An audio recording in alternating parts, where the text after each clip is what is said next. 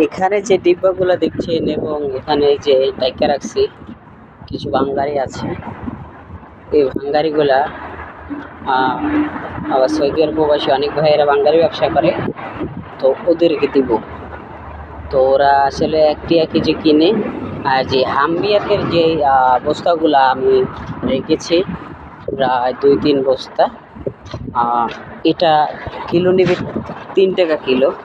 এই যে এগুলা সব একটু দেখাই খুলে,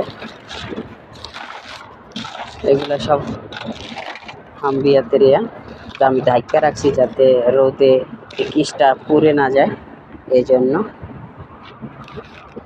এগুলা 3 টাকা কিলো।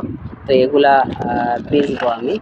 তো এগুলা আমি মূলত ছাদের উপরে রেখেছি যাতে বলো দিয়ে কোনো সমস্যা না করে।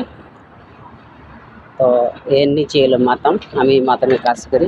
তো সুস্থ থাকবেন, ভালো থাকবেন। আজকের ভিডিওটা এই পর্যন্ত ছিল। আল্লাহ হাফেজ।